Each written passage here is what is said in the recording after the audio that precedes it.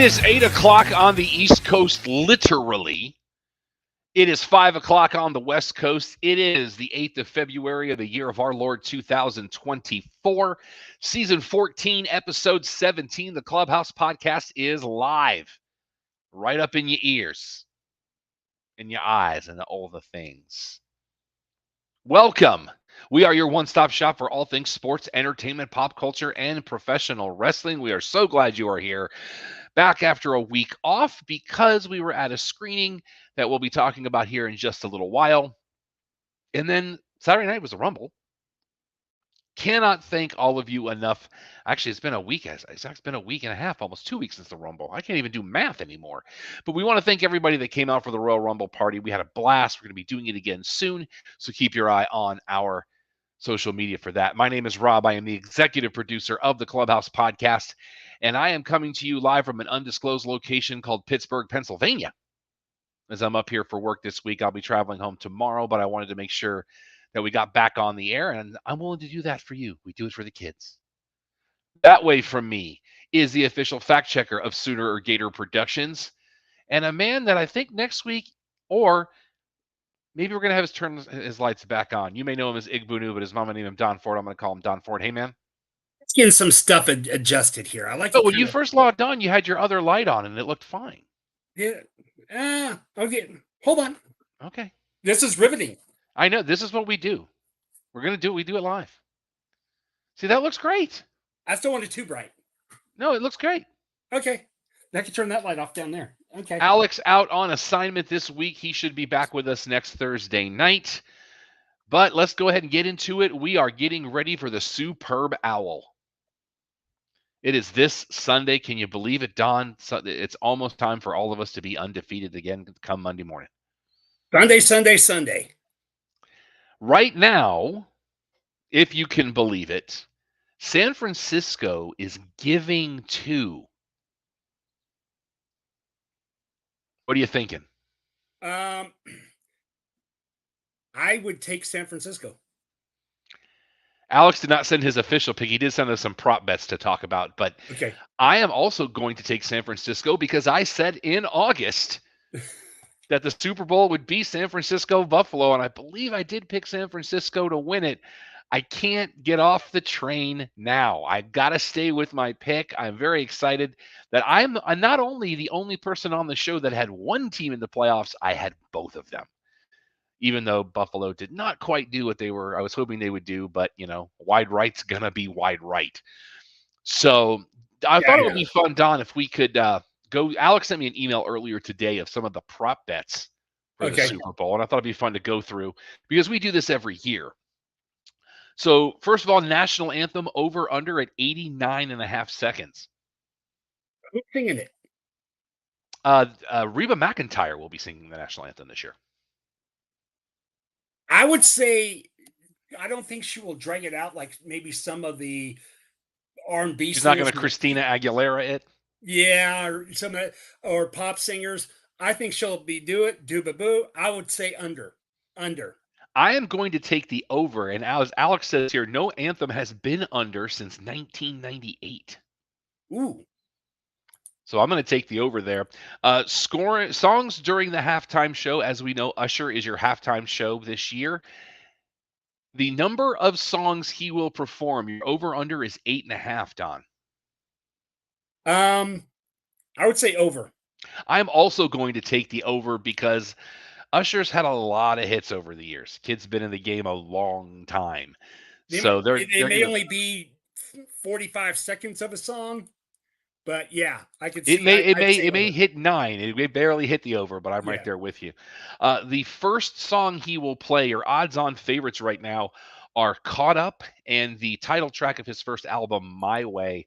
I'm not going to take either one of these. I think, they're in Vegas. I think that the song that's going to start it, even though My Way, Sinatra, Vegas, whatever, I'm going to go with something more like Up in This Club or DJ Got Us Falling in Love.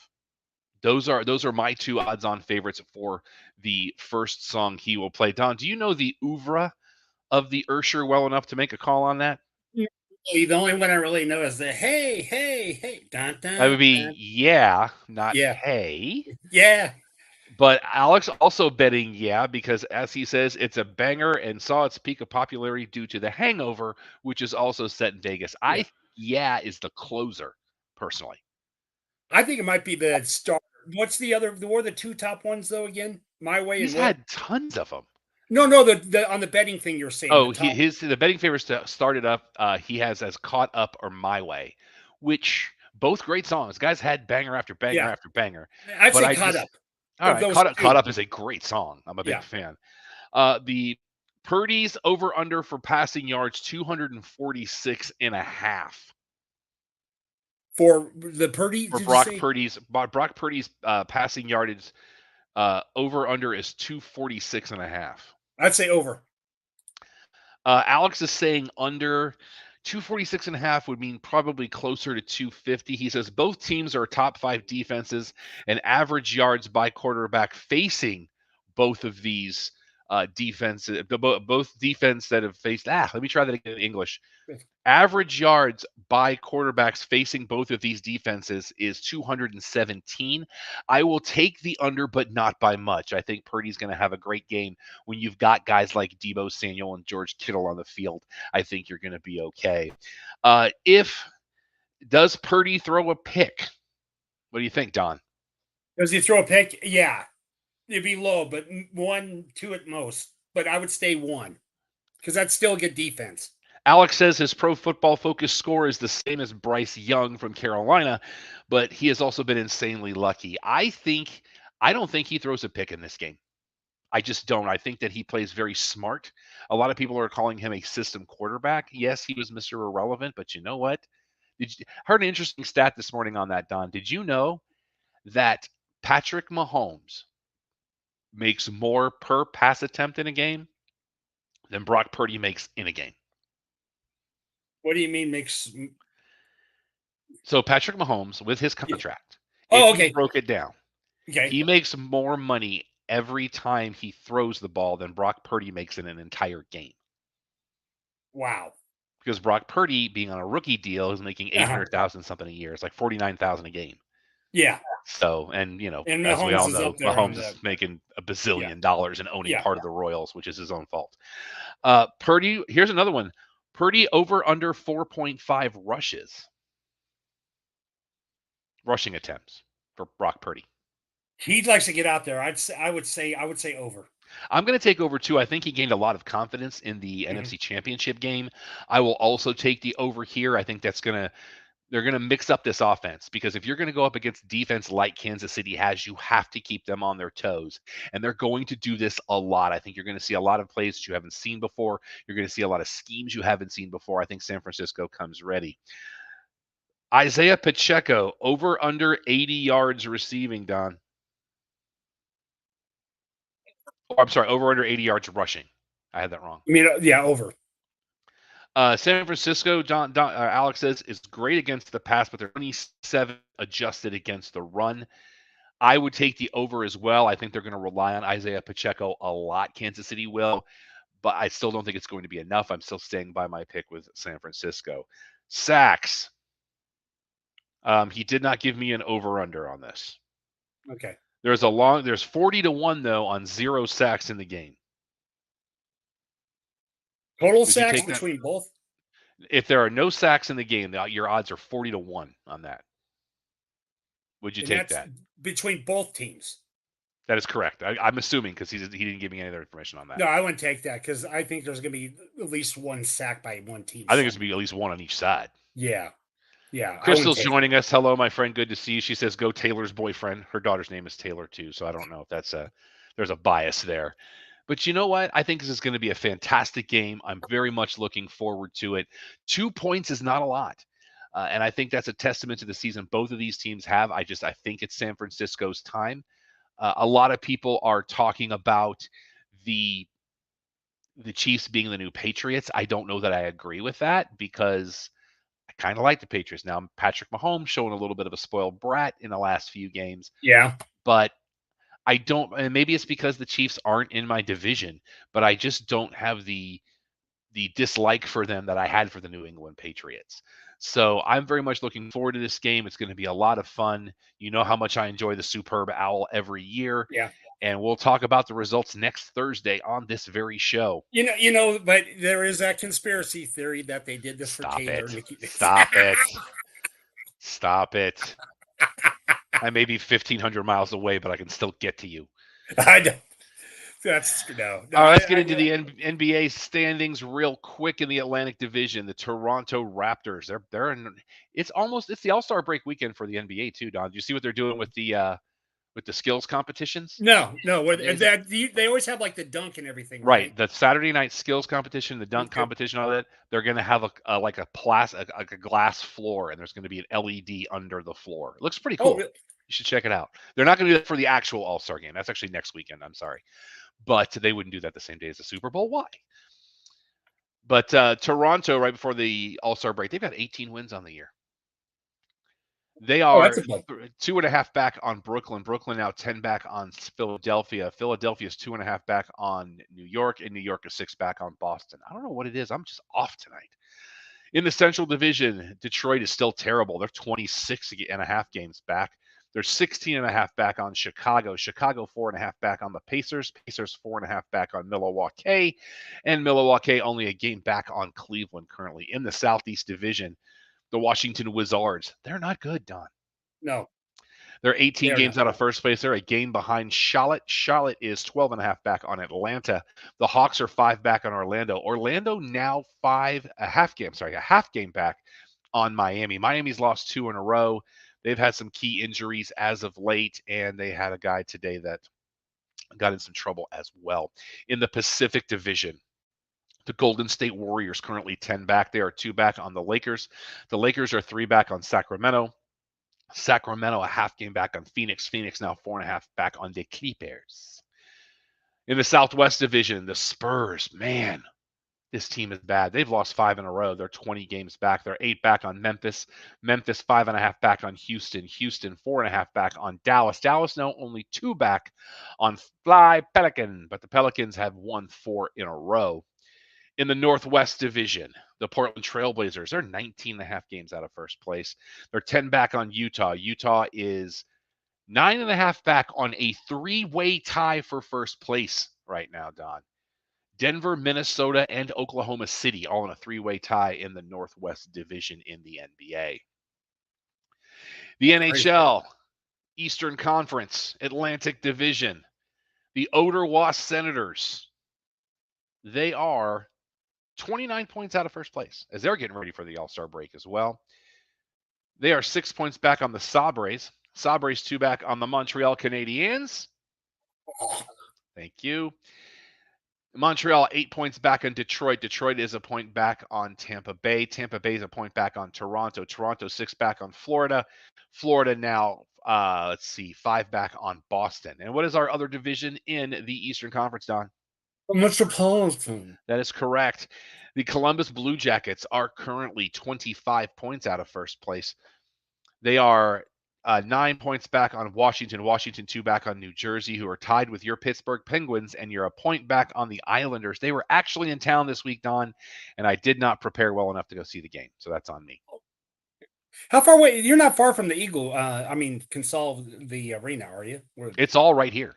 Okay, you're right by that arena then. Okay. Yeah, remember I told you in the pre-show that if you look out the side window over my office building, you should see right into PNC Park, and then Aperture is right there, and then PPG is the other way. Yeah, because I know there is some distance. I don't know how close you are to the other, Go ahead. The Islanders are now 4 back on the Flyers. Flyers 3 back on Carolina. Carolina now 6 back on the Rangers. In the Atlantic Division, the Ottawa Senators. Oh, we already did that whole division. I got to get to the Western Conference, don't I? Man, I am off today. Oh, boy. What is going on here? Try this again. It's not letting me get to where I want to be. Western Conference, Central Division that has no Eastern or Western. The Chicago Blackhawks are 38 points out of first place. They are 19 points back on Minnesota. Minnesota and Arizona are tied, both 5 back on Nashville and St. Louis, who are also tied.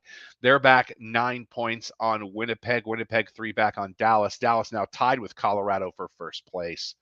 By the way, Chicago's lost 5 in a row. In the Pacific Division, the San Jose Sharks, they're 40 points out of first place. So guess who's going to get North America's favorite game show tonight, Don?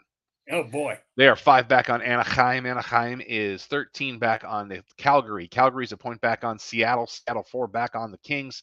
The Kings 3 back on Edmonton. Edmonton is 7 back on Vegas. Vegas is now 7 back on Vancouver. All right, Don, you ready? Yeah. North America's favorite game show. Yes. It is time. What is the goal differential for the San Jose Sharks? I would say negative 101. You're over. Oh boy. The San Jose Sharks, after 51 games, are 14-32-5. They're 9-13-2 at home. They're 5-19-3 on the road. They've lost 1 in a row. They're 5-3-2 in their last 10. Their goal differential right now a minus 92. I was close, So but still I was over. Still 93 is over.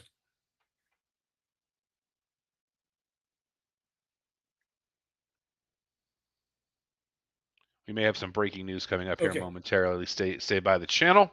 Okay. Some TV news while we're waiting. Did you hear this thing about have you heard your sports story of the week when it comes to TV news, Don? Not depends what you're talking. It could be Disney, Warner Brothers, and Fox are teaming up this fall for another streaming app that is just sports that will be north of $40 a month. Just sports. Yep. And what's going to be on this sport? Don't know. Okay. There'll be exclusive games, things like that. I'm a hard pass. So it's Disney and who else did you say? Disney, Warner Brothers, and Fox.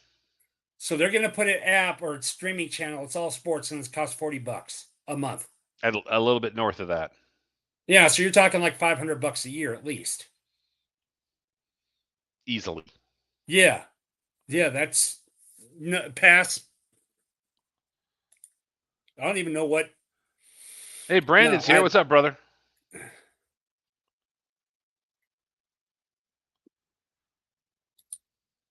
Sorry, Don. I'm working on this breaking news. There should be something. No, it's all right. Press conference. No, it's okay. Yeah, hard pass for me. Yeah. Did you know CBS is doing a reboot of Matlock? No, I didn't know that, but with Kathy Bates. Oh, Kathy Bates, I like her. And joining the cast, being subbed out for someone that was in the pilot, Beau Bridges. Oh, really? In that show. Mm-hmm. I was like, and then Kathy Bates, she won an Oscar for gosh sake. Yes, she did. Yeah. Disney Plus has renewed Percy Jackson and the Olympians for season 2, so more Adam Copeland, I'm hoping. Yeah, I heard he was going to be in on the next season. They're going to bring back the character again, and we finally got watched the whole thing. Got the thing caught up last weekend, and the Fantastic Four liked it. I liked it. It was a fun little show. HBO Max announcing Catherine O'Hara has joined season 2 of The Last of Us as a yet-to-be-named character, currently being seen in Argyle in a theater near you. I thought she did a fantastic job, and I'm a big fan. And the legend Scott Glenn will be joining the White Lotus in season 10. Okay. That can't be season 3, maybe. It's not season 10. No. That show only had 10 seasons. I can't type today. I have told you I am off today. Don't worry, I have off days too, so don't worry about it. NBC Peacock announcing that Sam Waterston will be leaving Law and Order. Jack McCoy leaving the mothership. He will be replaced by Tony Goldwyn. And I never got into any of those. I know there's a lot of them. Oh, I used to be a Law and Order junkie. I'm not so much anymore. Yeah. So, let's see. And they have renewed The Traitors for season 3. That is the game show with Alan Cumming that seems to be doing very well on Peacock. And that one, I can't do the game shows. I'm sorry. I got enough stuff to watch too. But only other thing in TV talk this week, Anthony Michael Hall on Prime Video will be joining Reacher in season 3. Okay. Now I like him. He's done some good stuff throughout the years. TV on DVD and Blu-ray this week, Wolfpack season 1, not about the NWO. It's another show. And the complete series of Voyagers, which is a show I was a big fan of as a kid. That one I'm trying to remember. Voyagers. I don't. This was about a kid who gets mixed up with a guy who's kind of a time traveler, but he's part of a group called Voyagers, and they go through places in history where something has gone wrong, and they have to fix history. Okay. Loved that show. I think I remember that part of that. I think now it's coming back to me if I remember right. He had a little Did thing. they have Look, a manual? They lost the manual or something no, like that? that's the greatest American hero, Don.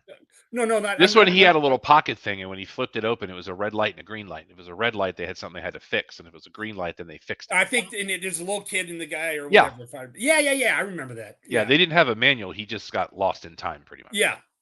And I remember like the one with Thomas Edison, how you have to keep fixing the light. Then he tore the shirt, and when Edison took the little thread or whatever and realized, oh, that's how I make it, and then they were able to get time back to normal. I remember that now. A couple of in memoriams this week. Tuesday morning, as I was on my way to the airport, I saw on Twitter that Toby Keith had passed away. He'd been fighting stomach cancer for a long time, and great line of work. I'm hearing nothing but awesome stories about him. Very big support of the troops. Did a lot of USO tours. Some great stories that have come out of that. Absolute legend. We wish the best to his family, friends, and fans. I also want to send a quick shout out. If you watched our Royal Rumble show, I was wearing my Legion of Doom t-shirt for a reason. Locally, we lost a dear friend of the show by the name of Daniel Calhoun. He was a cosplayer. A lot of people knew him as Captain Ameridad. The first time I met him, he had a bunch of different Captain America cosplays, but the first time I met him, he changed out of his Captain America cosplay, and he and his son were Hawk and Animal. And I thought that was awesome. And he and I became very fast friends, and we lost him a couple of days before the Rumble. And they're having a celebration of life for him tomorrow. I will not be able to be there because I will be on my plane home. But we want to send a shout out to everybody that will be there. Daniel is so many great stories that people have been telling about him. He was very, very deeply loved by a lot of people. And one we haven't had a chance to mention because we were off the air for a while. Very good friend of the show. I'm still dealing with it. Chance Munsterman passed away about a month ago. Chance and I have been friends for better part of 30 years. He and I met when we were both doing karaoke for a living.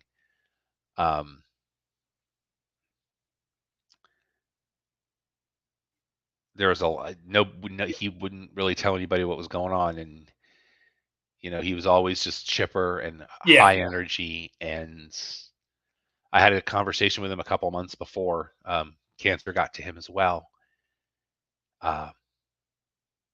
Absolutely talented musician. We've had him on the show. He debuted one of his new singles on our show at my house when we were still doing it there. Guy has a heart bigger than Texas. Excuse me. Yeah. And was always willing to help out. Helped out the telethons every year. Was always willing to lend a hand. One of the most wonderful humans I've ever known. And he is greatly missed. And I wanted to make sure that we put that shout out in there as well because guy was a legend. Mm-hmm. So love seeing all of his bandmates come out and support and tell great stories, and all of the people that we knew at the same time. He actually came out and saw Grace D and did a video bit with me outside of the Prophet Bar afterwards, and it showed up on my memories feed, and it just kind of brought me some joy. So, and I'm still dealing with it a little bit, I'll be honest with you. So it's never easy, no matter what. We love you, C. Hands. Yeah. We love you to death, brother. Yep, what's going on? Hold on. I'm going to pull this up so I can talk about it when we get there. Okay. No, that's not what I want to be. This is where I want to be.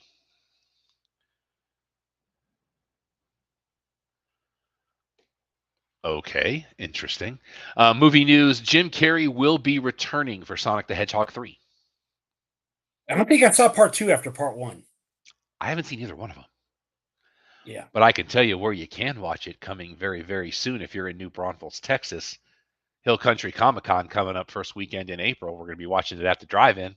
Let's go. That's going to be fun. More details on that in the coming weeks. Millie Alcock, who you might remember as the young Rhaenyra Targaryen from House of the Dragon, she is your new Supergirl. Oh, really? Mm-hmm. So we got movie new releases this week. If you go to our website right now, I don't have the buttons, Don. Yeah. www.theclubhousepodcast.com. Ding! That's our website. It's the other way around. Oh, that's our website. But Lisa Frankenstein hits theaters tomorrow. Basically, in my opinion, what you need to know is if John Hughes and Tim Burton got together in 1989 and said, let's make a movie. That's what you'd get. Very much enjoyed it. It's a lot of fun. A lot of people looked at me at that screening and like, why are you here? I'm like, this isn't a horror movie. So it's not, and it's not a horror movie. It's fun. It's a dark comedy, but it's not too dark. Takes place in 1989. So all the things that come with that. You can read all about our thoughts from our reviews on the website. Let's see. The Monk and the Gun, a documentary. Go ahead, Don. It does gore there's some gore in it, but I think it's done in a fun way. Where's that is to say on that film. Yeah, like I noticed you had written that in your review. I didn't find anything to be too gory. There's some, but they did it right, is the point I'm trying to make on that. Yeah, I guess because I didn't really see it as gore because it was just more like it was like a teenage monster movie, I guess. You know? Yeah. We also have The Taste of Things this week, a French film.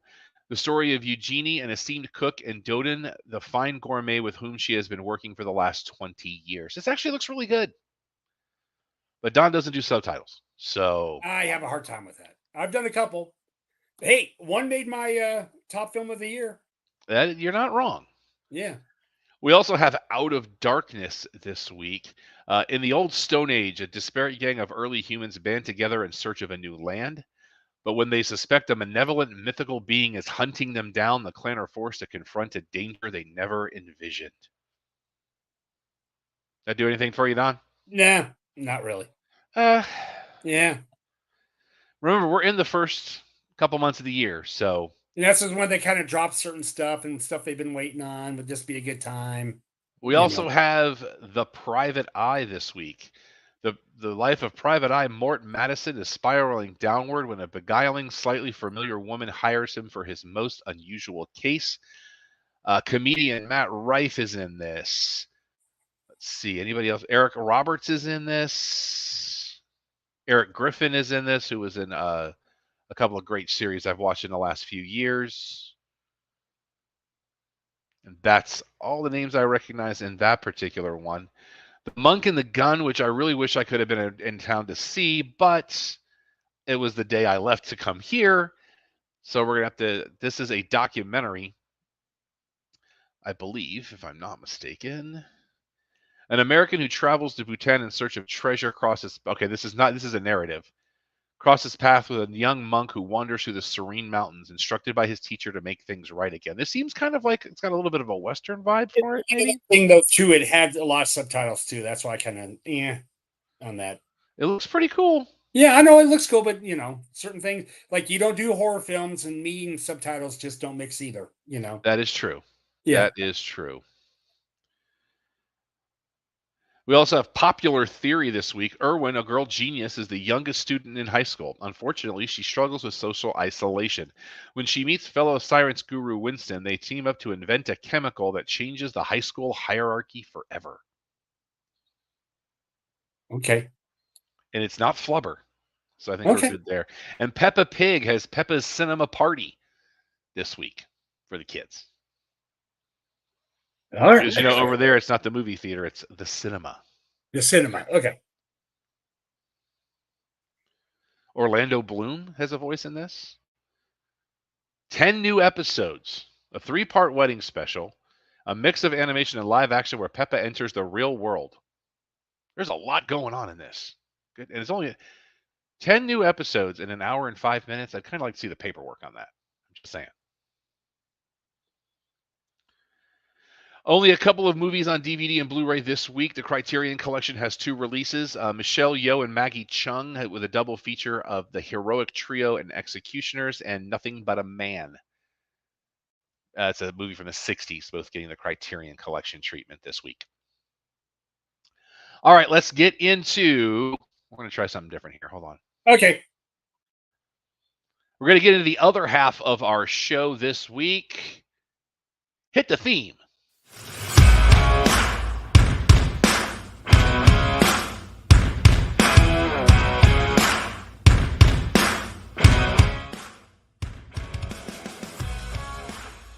The other half of our show is the Cheat Popcast, where we talk about the world of professional wrestling. What a week it was in our sport, and we're going to talk all about it. Right now, we have breaking news from the WrestleMania press conference taking place in Las Vegas from correspondent and former co-host of this show, Cody Hawkins. He says Rock just kind of joined the bloodline and went full heel, that it looks like to be now a tag match of Rock Roman versus Rollins Rhodes, which means neither belt would be on the line.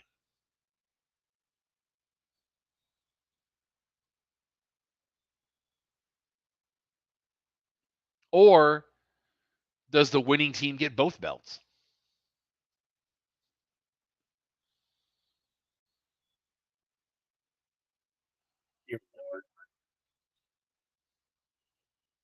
Can we screw this up even more? Don, you know better than to ask that question. It had potential. Cody finally gets it, wins the belt, takes on Roman. So Look the what I did, headline Dad. right now is Cody picks Roman Reigns to face at WrestleMania, and then The Rock slaps Cody Rhodes.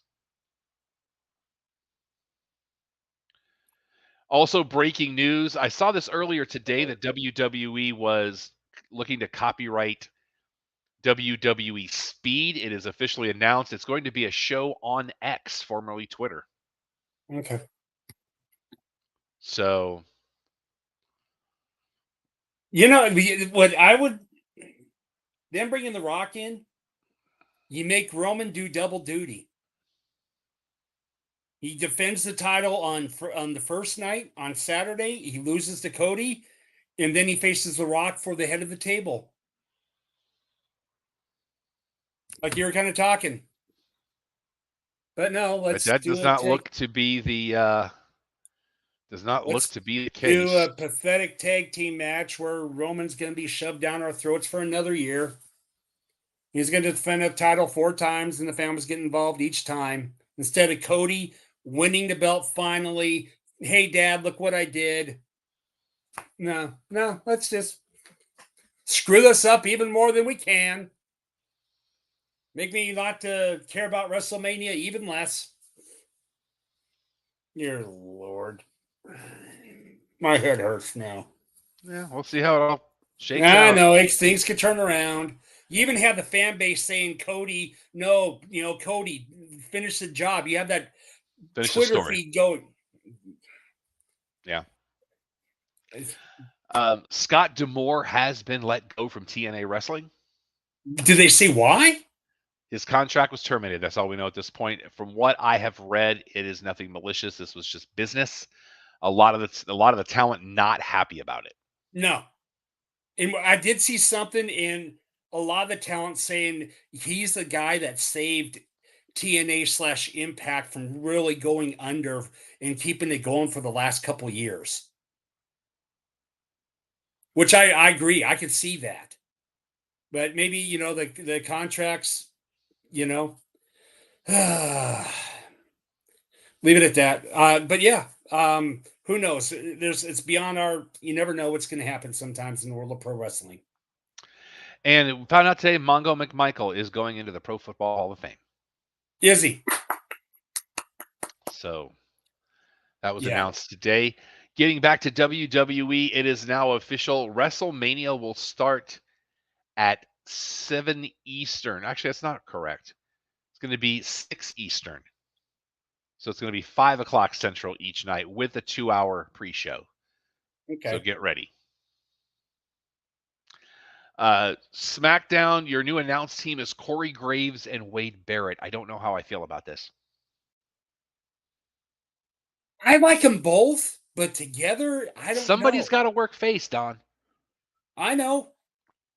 That's the thing. Unless they both want to be heels and try something new, break the barrier. Because who says you can't have 2 heel announcers? Try something. But you got to have somebody to balance it. Who knows? Tiffany Stratton has been called up. She is now on the SmackDown roster. Cool beans. Won a match against Mia Yim.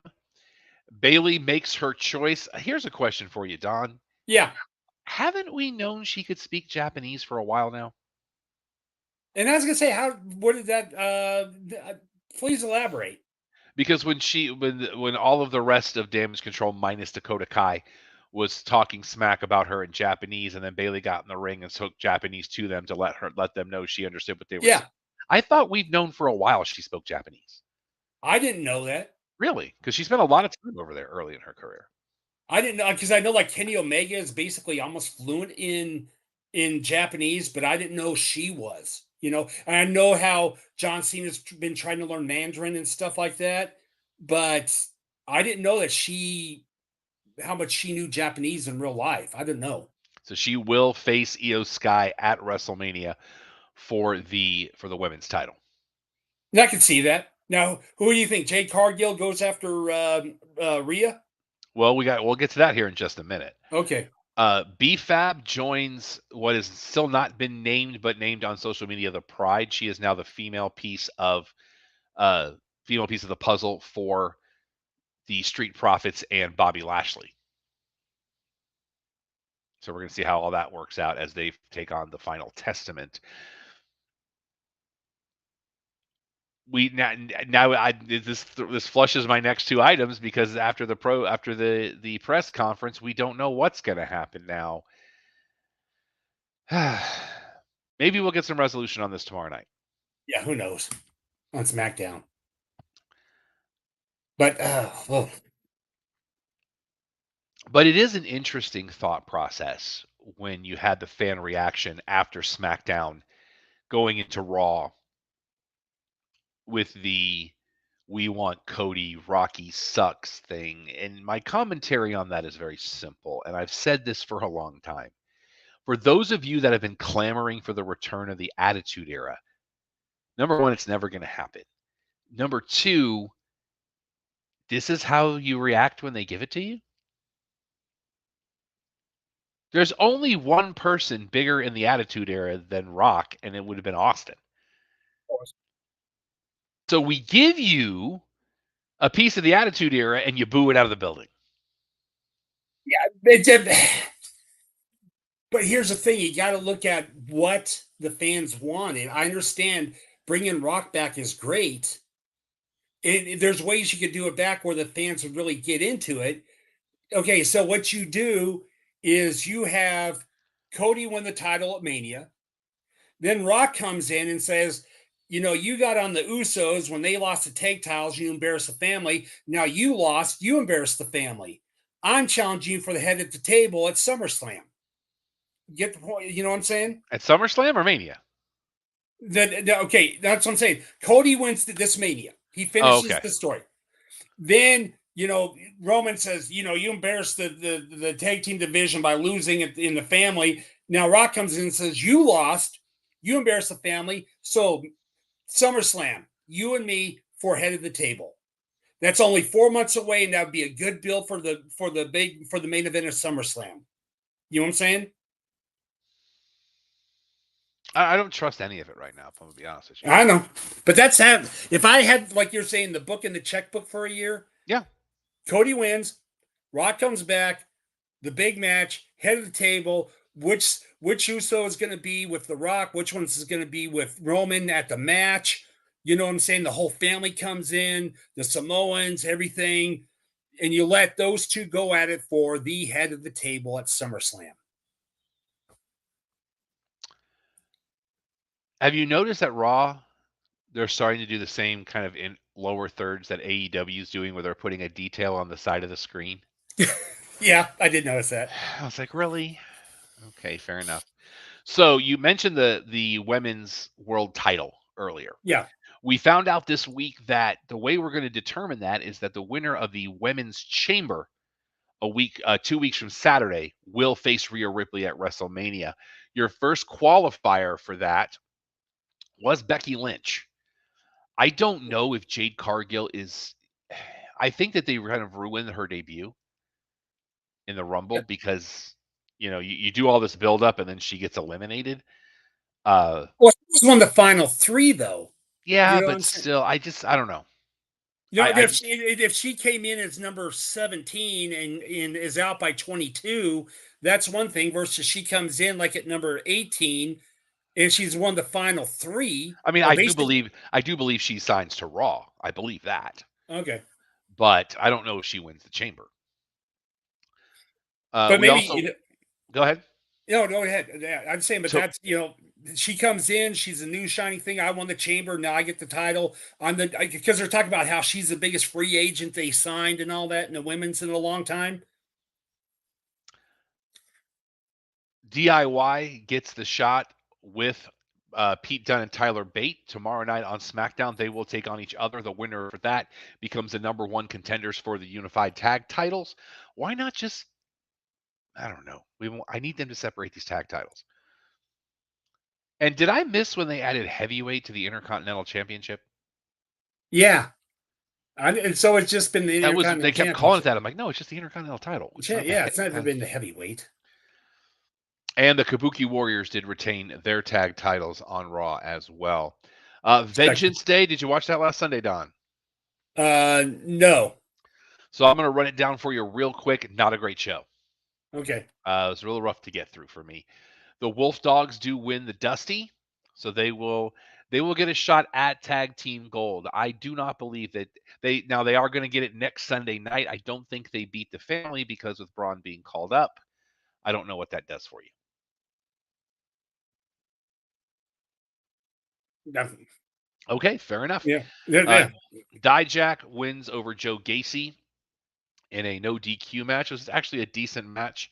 And then they had the Family winning the 6-person in flack. The mixed tag 6-person match was won by the Family, but I feel like they should have put that in between, like put a title match in between the first two instead of third on the card. I think I made the pace. Do you think they should move Dijak up to the roster again? Not yet. Still keep him down there? I think he's a guy that can help some of the younger talent learn because he's been around the business for a while. Okay. Lola Vice pulled a Seth Rollins during the women's title match and made it a 3-way, cashing in her breakout tournament contract. Just got breaking news. Mike Zimmer, formerly of the Minnesota Vikings, now your defensive coordinator for the Dallas Cowboys. Oh, so, okay. They didn't do the Washington switch or whatever? They did not. Okay. But Lyra Valkyria does retain by pinning Lola Vice, sending Roxanne Perez into a tailspin. Goes off backstage. Oba Femi does retain the North American title. The Ilya Trick Williams match for a long time. It felt a lot longer than it was. Ilya does retain after a ref bump, and then at the end of the show, Mello turns, hits him a bunch of times on the knee with a chair. I think that this will be your main event for Stand and Deliver, not Roadblock. Although Roadblock's a possibility, but I think they're going to wait till Stand and Deliver because number 1, it's the big show. Number 2, it gives them time to sell the knee because Roadblock is like March 7th, I think, something crazy like that, or March 5th. But I think that's your main event for Stand and Deliver. Trick wins, Mello goes up and joins the SmackDown roster because that's kind of the thing with Stand and Deliver. Booker T is out with a health problem. We wish him very speedy recovery. So filling in for him at the desk. Now at Vengeance Day, it was Wade Barrett. But going forward on Tuesday nights until Booker T comes back, Hall of Famer Byron Saxton is at the desk. And I've lived to see the day where Byron Saxton quoted Whitesnake on an NXT broadcast. So that was LA's just LA's losing his mind. And LA can't stand McAfee. He's now anti-McAfee too. So yeah. AEW, congratulations to Texas product, the Bounty Killer Brian Keith. He is now All Elite. Yeah, he got promoted on that. That was cool how they did during the show. That happened on Collision. And it looks like we're doing some kind of an invasion angle with CMLL, but I would like to see it kind of cross over with Blackpool Combat Club going there too. I think that would be really cool. Or how they invade their promotion or whatever. Okay. Do a little bit of both. Yeah. Adam Page's lower third on Dynamite just said undefeated. They end up going 30 minutes, and then Page believes that he should get the shot, but now that match at Revolution will be a three-way dance: Samoa Joe versus Swerve Strickland versus Adam Page. Man, I'm off tonight. Yeah. March 13th in Boston. What did you think about that announcement last night, Don? Did you notice anything about the picture? No, I didn't see the picture though. So it will be called Big Business. Okay. Taking place in Boston at the TD Waterhouse Garden, or whatever they're calling it this week. In the lower left corner, the word Boston was spelled Bosston, and the S's had dollar signs through them. I didn't see that part, but I could. Yeah, there's been the rumors of that. I didn't want to, go ahead in case you were going to. Yep. Yeah. From what I've read, Mercedes Moné actually signed last month, and they were just trying to figure out when to bring her in. And apparently, this is the night, and it will be March 13th at Big Business. Yeah, but that's it. I like how they'd use the boss and try to get around. I don't know. Knowing WWE, they'll probably try suing it or whatever. But another great main event for AEW Dynamite: Sting jumping off the tunnel on the first level. I was like, oh my gosh. Yeah. That man is 62 years old. I know. But he wants new tag champs. Yeah. So his final match is next month, right? Revolution, March. Is that the 3rd or 4th? I think it's the 3rd. Okay. And maybe stay by the channel. There might be an announcement about that. Got something working. Got something brewing, Don. Okay. But here's my thing. Okay. From what I have read, Sting did not want to win the tag titles. He didn't want to do it. But he kind of just rolled with it. I learned last night that my DVR did run over, so it just rolled into the next program, so I didn't miss the ending. What has been my biggest complaint about AEW? Do you remember, Don? Couple things, but maybe how it rolls over the DVR time. No, I don't. It has to do with the name of the company. All Elite Wrestling. That my biggest fear since day one, and it's happened a couple of times now, where it has become All Elite Wrestling. I sincerely believe Sting does not win that match. Sting and Darby Allin do not win that match, because that is going to put the tag belts back on the Young Bucks. And now we're back closer to All Elite Wrestling. With the Elite. Now, in a perfect world, Sting and Darby Allin win that match and they just vacate the titles. But this thing that they're doing with the Young Bucks, it just seems real petty. Yeah, and I really like AEW, but the angle with them being all dressed up and acting like the business guys with the clipboards and all that stuff. Well, it's a shot at CM Punk is what it is. Yeah. That's all it is. That doesn't make me like you anymore. Like, I don't care. But I've said for years, this is what happens when you have talent with authority. You can't do that. Let management be management. Let labor be labor in this particular case. Well, you say the All Elite if they get the titles back, but what about, how long do they have any idea when Omega's going to return? Haven't heard a word. But remember, there was a time when all three of them had belts, and then they had the trios belts. Work backstage. I have no problem with the Bucks getting the belts as long as they don't keep them forever. I mean, they were ROH tag champions. They deserved it. They're a good tag team. If they were in WWE, they'd probably get a tag belt also. If they went to, WWE instead of, because they are that caliber where they could be champions and take it for a while. Well, they were Impact tag champs too, if I remember correctly. Yeah, probably. Yeah. But I don't know what this does for your product, having them with the tag belts. Like, if you are an executive, it should be your job to develop your staff and develop your team to be the best it can be. And I don't believe that they're the best option to hold those belts. I just don't. Sometimes you got to turn them, and I don't know. Bring him from one team to another team. If they don't constantly have it, like Roman has the belt, I have no problem with them having that it is a once in a fair while. point. Yeah, you kind of get the point because they are caliber of being able to be champions, and they've been champions, but they didn't hold it forever. If it's a short run, I can deal with it. But if it starts at Yeah, Revolution and it goes through All Out, no.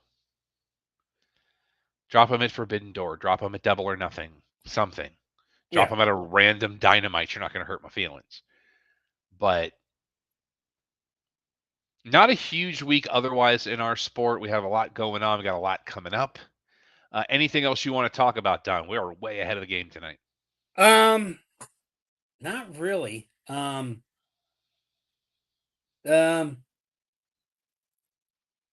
see. No, I think I'm good. Just enjoy your, I'm jealous that you're having Commandi Brothers. I had it for dinner tonight. Probably have it for lunch tomorrow at the airport. Okay. Oh, okay. One other thing. I'm going to predict it. There's going to be some kind of outage at the Super Bowl this year. An outage? Yeah. Just like I called that power outage at the halftime show that one time. It wasn't at the halftime show, Don. It was in the third quarter.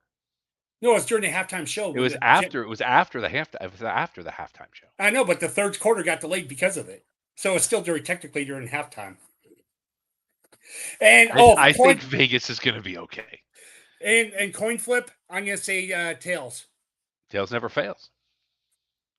All right, let's do the plugs and get out of here. Make sure you visit our website, the aforementioned www.theclubhousepodcast.com. Find out everything you need to know and some stuff you don't. You can follow me on your social medias if you would like. Everything is Yes That Rob Irvin. That is spelled ERVIN. It's right there. My co-host, who should be back next week, Alex Barnhill. You can find him at Vexploit on all of your social medias, VEXPLOIT. He also wants you to make sure that you go to ProWrestlingTees.com and search for the Cheap Podcast, where you can find some great shirts. And if you have a design, submit them to us. He is Alex at theclubhousepodcast.com. And the URL to get those awesome shirts that even make me look good is ProWrestlingTees.com/the Cheap Podcast. And at Twitter, I'm at Igbono. IGPN, you. And if you want the smash at your place, email me, Don at theclubhousepodcast.com. We had mentioned in the chat room that you resembled somebody's father. Okay. So you got that going for you, which is nice. Yeah. Email Don if you'd like us to come do something live for you, like not remote like I am right now because I'm in a different time zone. But we've got some remote shows coming up. We love hanging out with the Empire. You can email me questions, comments, concerns. Tell me to go pound sand. I am Rob at theclubhousepodcast.com. Charlotte Marshall is on Pinterest because we are morally obligated to say that. Our normal show every Thursday night at 8 o'clock Eastern, 5 o'clock Pacific is your one-stop shop for all things sports, entertainment, pop culture, and pro wrestling. Also want to make sure that you check out Matinee Heroes, a sister podcast to this show, part of the big family, brother podcast, however you want to look at it. I was guesting on there a couple of weeks ago talking about Godfather Part 2, had a blast with the boys over there. Go check that out. We got more stuff coming up soon. Also, check out my YouTube channel at Yes That Rob Urban, where I am going through at least once a week, going through all of the DC Animated Universe movies this year. Coming up this weekend, Alex and I will be discussing, I'm hoping we get that done, we will be discussing Batman Gotham Knight. So until next time, for Don, for Alex, for the Empire, I'm Rob. Clubhouse is closed. Brittany Palmer doing a lot of red carpet stuff. Like, she's retired. She can do whatever she wants, and it's awesome.